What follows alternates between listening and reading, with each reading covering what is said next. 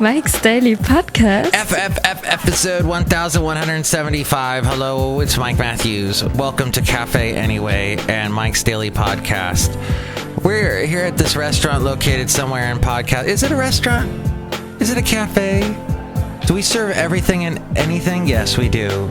And we serve a slight little bit of sarcasm and some informative news for you and Mike's Daily Podcast. Just interesting podcasting stuff overall for you. And today we have Chely Shoehart, Mike's Daily Podcast, Floyd the Floorman, and John Deere, the engineer. There was something to me that was not quite clear in the Star Trek 50th anniversary year with the Star Trek Beyond movie that came out. There was no Alice Eve about. Alice Eve, the beautiful blonde from the second movie they made, Mike's Daily Podcast. What was it, Star Trek Wrath of Khan, or what was the one with Benedict Cumberbatch? Remember the blonde girl in that? Well, Mike, she wasn't in the third movie, Daily Star Trek Beyond Podcast. And it turned out it was because Simon Pegg said there wasn't any room for her.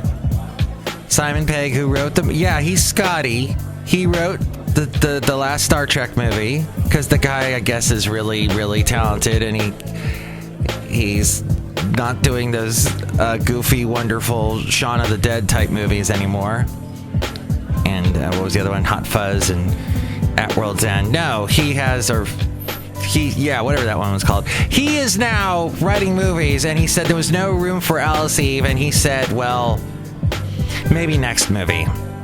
Because they didn't just want to have her be on and not do anything or kill her off. They didn't want to do that yet.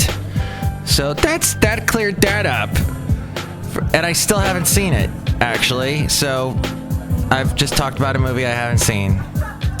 Per usual. What is the deal with mousy culture? I just did a total Seinfeld edit. What's the deal? What is the deal? No, you watch television, and there are no women anymore. It's all mousy girls all the time. I was watching something with and I'm going to make a statement here that's going to make some of your heads spin, but okay, I kind of think that, oh, look who just walked in. Hi, Mike Matthews, it's Chely Shoehart, the gift shop supervisor. I'm mousy. There's nothing wrong with being mousy. I'm just saying that there's an overglut of mousy women on TV, and I miss the Kathy Lee Giffords. What? Yeah, Kathy Lee Gifford. You know, she's kind of more of a woman. You know, she's older. She's had a family. She's dealt with marital stress. She lost a husband. She's been through life. She's a woman. And she's, she said some bizarre things in her world, in her life, and I have as well. But yeah, it's all young mousy girls on TV, and I'm done with it. I'd rather see more of the Kathy Lee Giffords and the Hodas. Mike Matthews, you're watching a lot of NBC. Yeah, there's a lot of NBC on. Well, the TV seems to be stuck on that lately. I think we got started because of the Olympics, and for some reason no one can find the channel changer. Look who else just walked in. Hello, Mike, it's Floyd the Floorman. And it's John Deere, the engineer. Mike, all types of women and men should be portrayed on television. No, I agree with that. I'm just seeing a lot of mousy girls.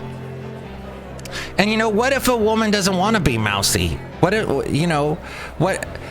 watch the TV and they see mouses. They see the Zooey Deschanel's. Zooey Deschanel with her huge eyes. And she's so thin. And she wears everything that Anthropology comes out with. Anthropology overcharges. That was a statement everybody knew. There's a picture of me in an Anthropology that you can find. The website, mikesdailypodcast.com. It's one of the podcast pictures. The one in San Francisco is a very interesting Anthropology, but enough of a plug for that overpriced crap. Speaking of today's podcast picture... And here's today's podcast picture. There was a beautiful picture there as I walked around Harbor Bay Island Harbor Bay Isle. It's called that, or it's called Bay Farm Island. It's right across from Alameda. They sometimes just call it Alameda. But there's this wonderful walk that you can go around the houses and then near the bay. I've spoken about this, and I was walking Basil the Boxer, and this beautiful sunset happened. This was just about a month ago, and I took this picture, and I want you to see it now. Look at it. Isn't it beautiful? Stare at its beauty. That's there at mikesdailypodcast.com. Mike, talk more about mouses. No. I did want to talk about something. Oh, speaking of walking dogs, why? All right, so I mentioned yesterday about my dog discrimination that I went through in Podcastro Valley. Here's another thing, though. I'm seeing the opposite side, too, where people are walking two dogs. I'm seeing lots of two dog walkers. I passed by at least 5 last night when I was walking Basil the Boxer. And it has led me to believe that people are... that you gotta have an extra amount of control, obviously, if you have two dogs. For one thing, you've got two dogs. Another thing, two dogs psychologically spur on each other. So you could take a relatively mellow dog, and you've got... Oh, we should just do the segment Word of Dog, huh? The Word of Dog.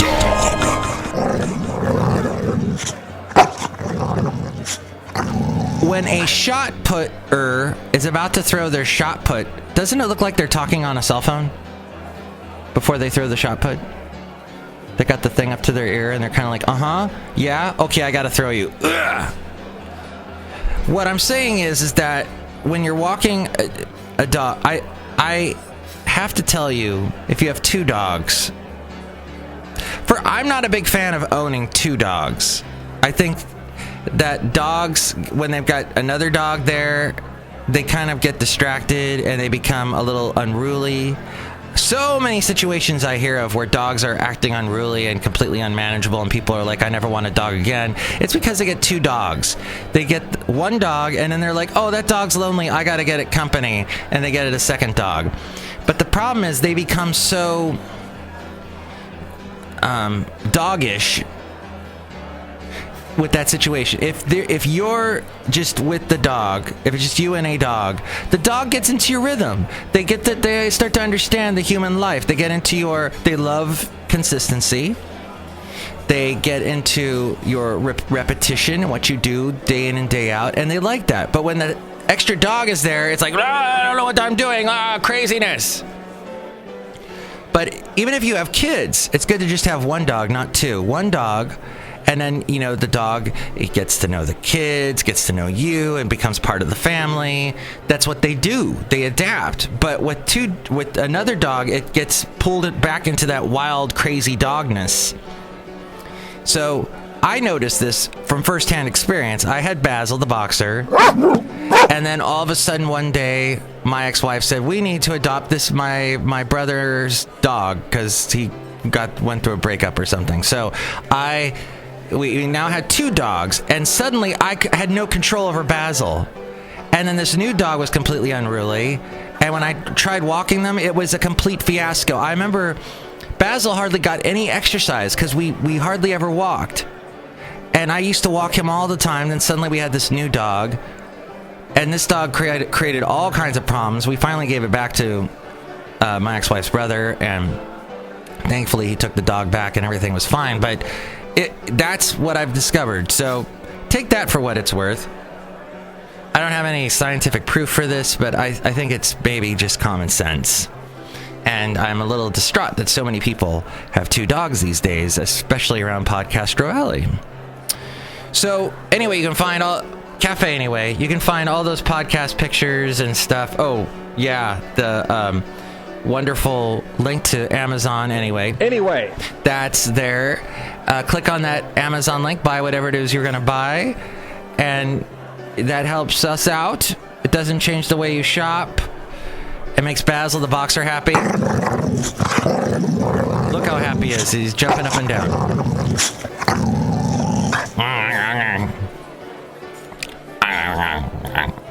And And then also there's the link to PayPal if you'd like to help donate. You'll get a special greeting from all the Cafe Anyway characters, even Basil the Boxer.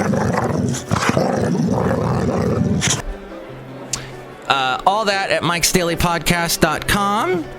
And now, I don't even know what segment, what news segment, what are we calling this news segment today? Let's just call it Matthew's News. Matthew's News. Even though this is not my news, this is news I've pulled from the Daily Beast. I'm not a big fan of the Daily Beast either, but Hillary's replicant respectfully requests you to stop tweeting her. I hope you can straighten this all out and get people to quit bugging me. Teresa Barnwell told the Daily Beast. Barnwell has been a Clinton impersonator for 23 years, but she's never had a morning like this past Monday. After Clinton, the real one, appeared to faint outside of the 9/11 memorial in Manhattan on Sunday, then reappeared hours later outside of her daughter's apartment, appearing much healthier.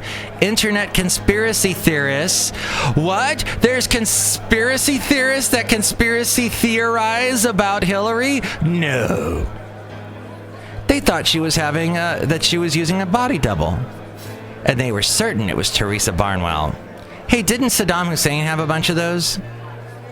Although she might be a little to blame for that, the rumors, which started on Twitter and Reddit, fast made their way to right-wing blogs. By the time Barnwell woke up in her Palm Desert, California home on Monday morning, hashtag Hillary's body double was the #2 trend on Twitter, with Barnwell's face and name usually appearing right next. Barnwell was sitting around and eating lunch in Los Angeles, waiting to shoot an episode of Spike TV's Lip Sync Battle alongside a Bill Clinton impersonator. Wow, that's original. When she first heard about it. I got some kind of notification when Hillary left Chelsea's home. She looked so different. Was it a body double? Then my picture started appearing. I was like, what is going on? Actually, it's probably more like, what is going on? What? Oh, man. Say what? There we go. It's hard producing your own podcast. Bored in her dressing room, she then thought, should I have a little fun? She posted a picture she took of herself in front of Chelsea Clinton's apartment back in August, along with the caption, maybe I was in New York today. The picture was harmless back in August. After going to a Broadway show, her friend asked, do you want to see where Chelsea Clinton lives? She says, I'm cautious about things. I didn't want to go stand in front of her place. I didn't want to look like I'm stalking her. She's got a thick southern drawl, Teresa does. She walked with her friend to a very nice little park, which was Madison Square Park, across the street from where her doppelganger's daughter lives. I thought I'll make it look mysterious looking. I'll just put a corner of my face. 1 month later, the conspiracy was on. Oh my God, the conspiracy theories. These ugly comments and on. Driving home last night, my phone was just dinging, dinging, dinging, dinging, dinging. She had to put up another post. I'm in Los Angeles today, not NYC. Then a picture with John Legend on the set of Lip Sync Battle. None of that was enough. Finally, late last night, she posted this. Okay, people, just calm down. I was in LA today all day. I was just messing with y'all. Your crazy conspiracy-minded little heads. Go to bed. By the time she woke up, she had to return a phone call to Inside Edition about her newfound life as a political operative of the New World Order. Now she's getting conspiracies to counteract the conspiracies from worried friends. People like... She says, people are like, watch out, the Clintons do away with people. I'm like, come on. When hashtag Hillary's body double was still #2, was still the #2 trend on Twitter at press time, even a conspiracy theorists were working to disavow it. Well, the heck with them. As we go outside a cafe anyway, we're bringing Mike's Daily Podcast somewhere in Podcastro Valley. This is the year of conspiracy theories, isn't it? It's just out the door crazy this year. Well, next show, it's going to be Benita, the Disgruntled Fiddle Player, and he's a conspiracy theorist. Yay. And we'll have the Brewmaster, too. And if you're walking two dogs, just keep a handle on it. Just hold them back. Oh, Renee Zellweger. I'm so glad she's all over TV again. She's got that new, diary of... What's her show? What's her thing? The diary thing. Bridget Jones. There we go. Yeah. And she's back with Colin Firth, who just had a birthday, and Patrick, the McDreamy guy. And